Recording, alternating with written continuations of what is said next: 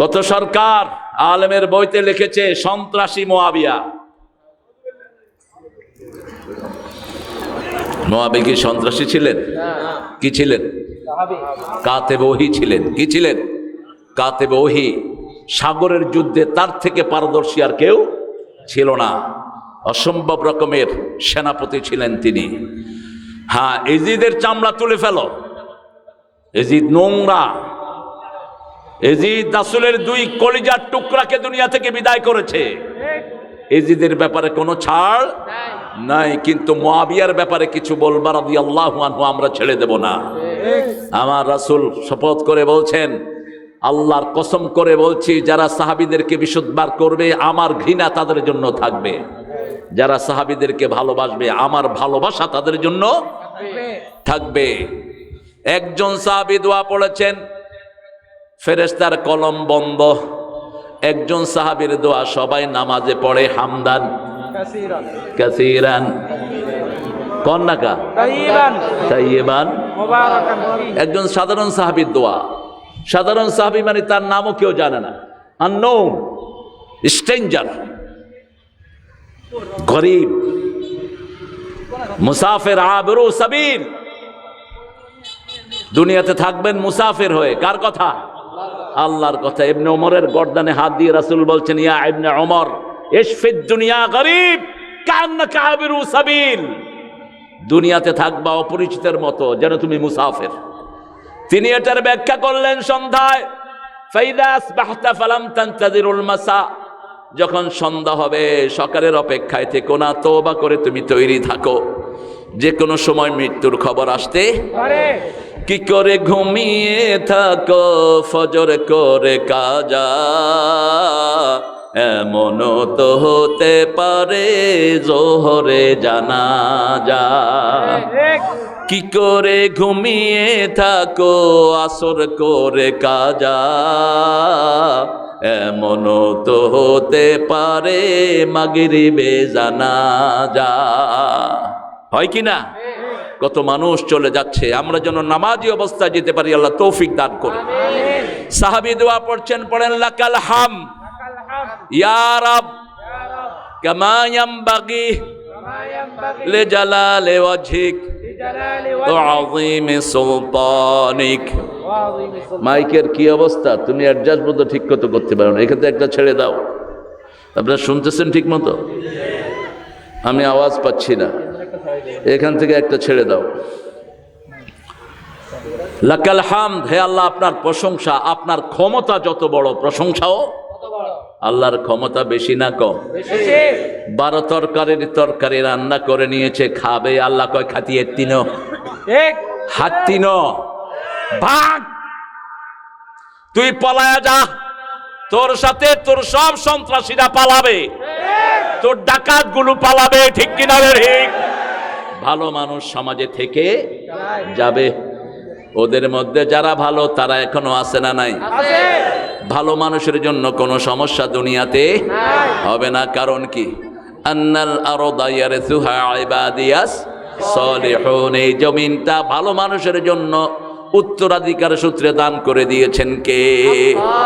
5 ওয়াক্ত নামাজে আমরা ভালো মানুষের জন্য দোয়া করি, আসসালামু আলাইনা ওয়া আলা ইবাদিল্লাহিস সলিহিন। আল্লাহ দোয়া করার তৌফিক দান করেন। সাহাবী দোয়া করলেন, আপনার সাম্রাজ্য যত বড় প্রশংসাও তত বড়। ফেরেশতার কলম বন্ধ। ফেরেশতা বলছে, আমি কি লিখবো এটার ফজিলত? আল্লাহ বললেন, যা বান্দা বলেছে লিখে রাখো, আমি আল্লাহ নিজ হাতে পুরস্কার দিয়ে দেব। অনেক সুন্দর একটা আয়োজন আপনারা করেছেন। পূর্ব কল্যাণপুর, ঢাকায় না কল্যাণপুর, ইয়ে না আছে কিছু। দেখুন, তালিমুল কোরআন নুরানি হাফেজিয়া মাদ্রাসা, যিনি এটার প্রতিষ্ঠাতা রফিক চাচা, দুনিয়াতে নাই। আল্লাহ তার কবরটাকে জান্নাতুল ফেরদাউস বানিয়ে দিন। আপনার কি হতো? মাশাআল্লাহ। আব্বার অত্যন্ত প্রিয় একজন মানুষ ছিলেন, আব্বা খুব যেতেন ওনার ওখানে। 9ম বার্ষিক তাফসীরুল কোরআন। আজকে আমার আগে কথা বলবে হাফেজ রেদওয়ানুল করিম। আসছেন উনি? কথা বলবেন কোথায়? মাশাআল্লাহ, সুন্দর তেলাওয়াত, হুজুরের সালাতও সুন্দর। আপনারা থাকবেন সবাই ইনশাআল্লাহ। কাজী আব্দুস সালাম আজিজি আসছেন? ইসলামী সঙ্গীত পরিবেশনায় কলরব। আসছো তোমরা? আমার নাতি ছাত্র এগুলো, ওদের আইনুদ্দিন আজাদ ছিল আমার ডাইরেক্ট ছাত্র। তোমাদের কিছু লেখা উল্টাপাল্টা আছে, এগুলো সংশোধন করে নিও। হৃদয় মাঝারে রেখেছি যারে, ত্রিভুবনের বাদশা মালিক কামলিওয়ালা রে। ত্রিভুবনের বাদশা কে? কে কে? এখানে বলবা হৃদয় মাঝারে রেখেছি যারে, ত্রিভুবনের বাদশা মালিক মাওলা তাআলা রে। আমার দয়াল আল্লাহ রে, আমার রহিম আল্লাহ রে, ত্রিভুবনের বাদশা মালিক আল্লাহ তাআলা রে। বাদশা কে? আল্লাহ। আল্লাহ। একটু সংশোধন করে নিবা, শিরকের কোনো ছাড় নাই। কালো রাতে কালো পিঁপড়া, কালো পাথরের উপর যেমন শিরক তেমন দেখা যায় না, বলেছেন রাহমাতাল লিল আলামিন। কালো রাত, কালো পিঁপড়া, কালো পাথর, হাব্বাতুস সাওদা, লাইলাতুস সাওদা, লামনাতুস সাওদা, তিন কালোর ভিতরে শিরক ঢুকে। এই জন্য 5 ওয়াক্তে নামাজে রাসূল পড়ছেন ইন্নী ওয়াজ্জাহাতু ফাতারাস সামাওয়াতি ওয়াল আরদ হানিফান ওয়া মা আনা মিনাল মুশরিকিন। শিরকের সাথে আমার কোনো সম্পর্ক নাই। মিজানুর রহমান সাহেবের কি হয়েছে? অসুস্থ। আল্লাহ শাফা দান করুক, আমিন। আল্লাহ ভালো করে দিক, আমিন। যদি অসুস্থ না হয় না এতে তুই সান্নি বিড়াইতে আজকে। হ্যাঁ, সভাপতি অন সহজ জিনিস না। ভিক্টর নেটওয়ার্ক আমার খুব আত্মীয় স্বজনের এলাকা। এটা জনতা কলেজের প্রিন্সিপাল মৃত্যু পর্যন্ত আমার খালু শ্বশুর ছিলেন। এরপর জনতা কলেজ যারা দিয়েছে ইউসুফ সাহেব, হ্যাঁ। তারপরে আপনাকে বিস্কুট আলাও হেতো আর আত্মীয় লুডি আলামিন লুডি, এদিক দিয়ে আমার শ্বশুরের গোষ্ঠী আত্মীয়রা। আর আমার আব্বা এলাকায় খুব বিচরণ করতেন, আপনাদেরকে খুব ভালোবাসতেন। এই যে যে আমার হাবিব ভাই, আবার হাতের লাঠি, ওনারা কয়েক ভাই, মাশাআল্লাহ। আল্লাহু আকবার। আরে মাশাআল্লাহ। হুজুরের মাদ্রাসা আমার যাওয়ার সৌভাগ্য হয়েছিল একবার। হ্যাঁ, লক্ষ লক্ষ মানুষের আয়োজন। আল্লাহ হুজুরকে কবুল করুন।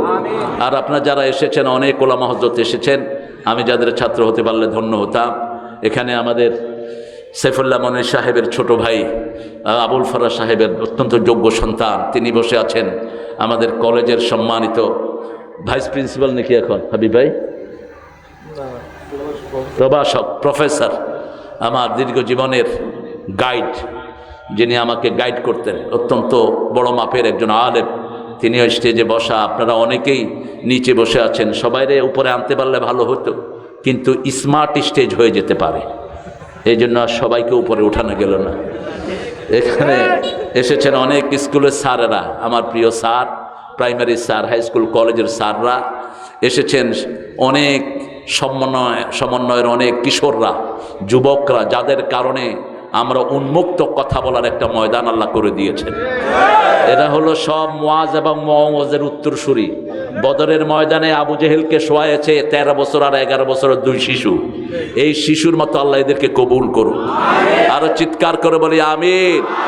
এখানে যারা অতীতে চলে গেছেন, রফিক সাহেব সহ এই মাদ্রাসার সাথে জড়িত, আল্লাহ সবাইকে জান্নাতুল ফেরদাউস দান করে দেন।